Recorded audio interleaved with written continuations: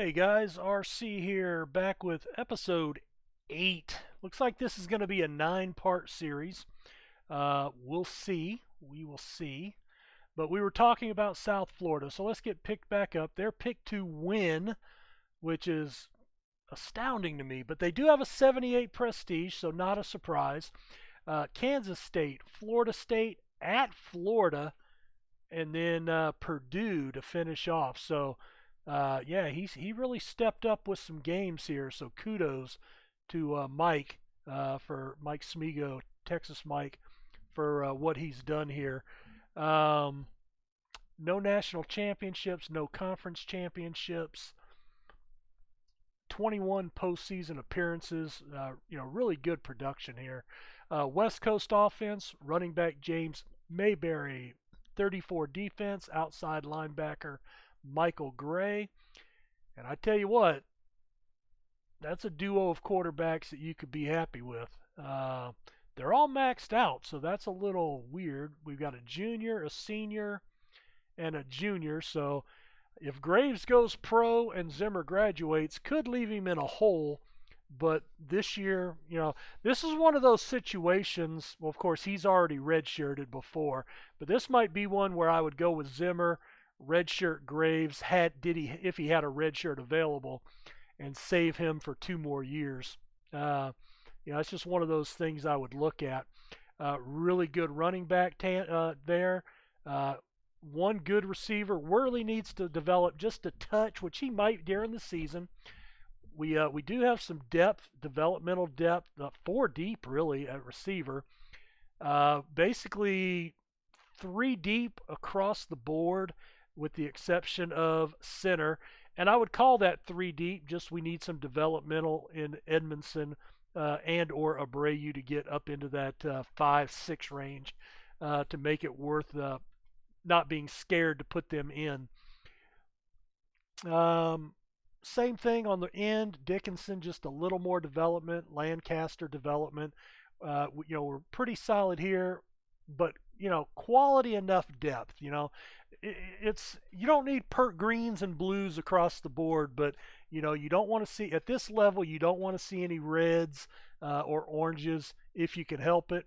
Unless they're walk-ons, and you can't. I've got a couple of guys, for an example, that I can't cut them because it would put me below the minimum position count, and the game won't let me do it. But those guys will never play for me on my teams. But but this is actually, I consider that quality enough depth. 3 strong linebackers, middle linebacker. Gosh, he goes 4 deep there. Henderson and Harris can develop into, especially Harris will develop into probably a replacement for one of these guys. He's got one good corner, one decent corner. Smith will probably be the corner of the future coming over to the primary side to cover the flanker. That is a question I have now that I'm looking at this, and I don't know. The PCB and the SCB. Now, typically, I would consider strong side, but I don't. Is that your primary and secondary? And how do they determine which receiver those 2 guys match up on? If anybody knows, be interested to hear in the comments and see what you guys think about that. Snell, of course, a really good anchor in the defense. Rush will be pretty good once he develops a little bit. He's still a redshirt freshman. But see, that's what, probably he was a 3 or a 4 out of 8 last year coming in. So that extra year gets him up to a 3-star level where he's at least serviceable to play. So we've got a lot of talent across the board. And I think what puts them over against Cincinnati is quarterback play. And depth. Like I said, with Cincinnati, I think if he gets injured, he's going to have some issues on that line.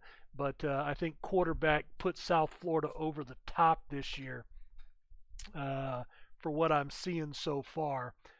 Let's see. Houston is next up on the board, it looks like. Take a look at their info. Looking for a few wins, a win over Rice, avoiding last place, looking for 8th place. Strength of schedule first. Yeah. Now, who's the coach here? Houston. Oh, I'm up too far. Tom, dude, what's in your head? Now, some of the guys I've given a hard time for not scheduling tough enough. Tom's been drinking the Kool-Aid. Number 23 Notre Dame, Mississippi State, number 22 Nebraska, number 3 Ole Miss, and then he's got Rutgers, Cincinnati, West Virginia, South Florida. Troy's not going to be a pushover. That's going to be a nasty, nasty schedule. Wow. I don't know. Is Tom still there? That's a heck of a schedule, and some of those teams are notorious for only scheduling CPU opponents, but I'm not sure. That's that might be the nastiest schedule that we've seen, and it does rank the number one strength of schedule in the country. Wow. Kudos, man. That's brass. How do we think he will do? He's going to have a rough year. Just at quarterback, he's going to have to hope these guys don't fumble the ball handing it to Hartman. Hartman ran for 1,200 yards and 5 touchdowns. He probably needs about 2,500 yards and 15 touchdowns this year for them to be competitive. That's a lackluster quarterback crew for the Big East. He is 50 prestige, so you'd think he could get a little bit better than that. Dugan's probably the best of the bunch, just needs to develop a little bit. I like Hartman a lot, of course. That's a no-brainer.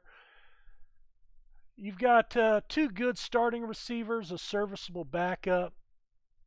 Leckler would be the next guy, probably just needs some development.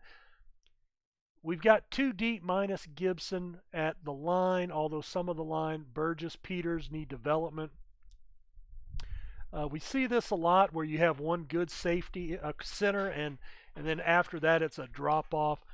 These bottom end tackles will probably never play. Pretty good off the edge. Morey will be really solid up the middle. Bond and Monroe, probably not the best. You'd rather see those guys coming off the bench. Serviceable middle linebackers, Zarby on the strong side. Ray is a guy you'd probably rather see coming off the bench. Warner's going to be a good one once he develops, and then after that you really see a big drop-off all the way across the board. Cornerbacks, backup quality, probably shouldn't be on the team quality. Well, I don't know. I think at a 50 prestige, you need to be shooting for 5s and 6s at a minimum. So some of these 5 guys are probably what they expect. Really just need to develop them up. The 4s and under that are guys that I'd be concerned about at this level. With that schedule, he's going to have a really tough time this year, and 8th place might be a stretch. Especially with that quarterback. That's going to be tough. And let's see, the last one is, ECU and Marshall. There's ECU. There's Marshall. Okay, we'll do Marshall last. All right, ECU is Pablo Marin, the zombie. I have some ties to ECU. I actually lived in Greenville for a couple of years, and then I lived down the road in Fayette-Nam for a couple of years when I was much younger. But it wasn't, I lived since I've been married and out of college, I actually lived in Greenville for a couple of years. Very nice little city or town. Looking for a win over Wake Forest, not to finish last. They're actually over 500, so that's good. I think this was a team that I ran for a while. Maybe? Team archive. East Carolina. Yeah, a couple of years. I really struggled with them. I had a hard time Getting them up 6 and 7, 8. Well, actually, that first year doesn't count because when he puts you in, it's right before this changes. So 8 and 5, 7 and 6, 4 and 8, and then 5 and 7, and 6 and 6 would have been my last year. Um, so yeah, I was not the greatest coach for East Carolina. Depth chart. Quarterback jumps right off the page again. Now they're a 58 prestige, so a little bit better than Houston. So probably looking for players in that 6, 7 range. 7 would be really, probably really good. 8s are going to be great. 6s will be serviceable. Anything below that. Of course, if you see a 6 and they're still orange, that's a developmental issue. So that might be the best that they can get. He's still a junior, so that's a development issue, which could be an assistant coach. Uh, Pretty strong at halfback. I mean, they've got depth. Same thing at receiver. They've got, 4 deep there. Uh, Starter quality across the board. Couple of backup guys. A little light at guard. James will probably be serviceable. Just, I'd like to see him maybe bump to a 4 or even a 5 and max out at some point. He's a junior, just hasn't played enough to get the points. Taking a look at the defense, pretty good defensive line, at least in the interior. Saldana coming off the edge. Rushing needs to develop a little bit, but there's not much in the way behind him. Owens will be okay in the middle as well. You've got 3 really solid linebackers, and you're 2 deep on the outside with Cunningham. 3 deep in the middle, so they might run a 3-4 and have the depth with Dubé coming off of that. Corners kind of weak right now, although Proctor and Woodruff do have upside potential. These guys are second-year sophomore and a true freshman, so they just need some development. Safety's okay, 2 deep at both, including probably their second best player on the defensive side. Look for Wilson probably to lead the team in tackles. Defensively, they should play pretty well. And offensively, again, just like Houston, they may be running the ball a lot, and they may be looking to, run some screens, really short passing attack with these quarterbacks, because these quarterbacks are not going to help them by any stretch. Marshall, the last team that we're going to cover here. And I think what we're going to do is we'll cut this video short and then just do the Big East in the last one. So Marshall, taking a look at them, coached by Greg Domston. Looking to finish in the top 20 nationally, 5th in the Big East. That's pretty heavy load to finish in the top 20. Good luck with that. Number 2, Michigan at Duke. Number 23, Notre Dame. Number 9, Texas Tech. Well, he certainly did not shy away from out-of-conference competition. He gets Texas Tech and Michigan at home, so that's good. I don't know if he has to pay that back next year, or I think Michigan, he went there last year, is what I remember. West Coast offense, running back Jameel McCardle, Thundering Herd of 43, and inside linebacker Daniel Hayes. 182, 133 lifetime, a conference championship. Not sure if they got that under Greg or I think Mike Dills was there for a while back in the day. Taking a look at the offense. Actually not too bad, so keeping in mind they are a 69 prestige team. 6, maybe a 7 would be kind of what we're looking for. 8s would be great. So he's got, a trio of guys to work with. McCardle, very strong there. 2 really good receivers. Baldwin is good depth. Gray serviceable for a number 4, number 5 receiver. Solid across the line. Tyson will get much better with an 8 potential. Brown has some big upside. Boggs is there with some depth. He's a sophomore. Brown is a junior. Marshall's a sophomore, so I don't know. Maybe move one of these guys out to a tackle slot, and that way they can all start on the line, for 3 years together. Something to think about. But he does have Tyson and Brown on the outsides. Frog will still be good there. Brink and Gamez, that's really some quality depth. The center, the number 3 center, is really the only guy to shake your head at, but that's the number 3 center. What are you going to do? Really good off the edge potential.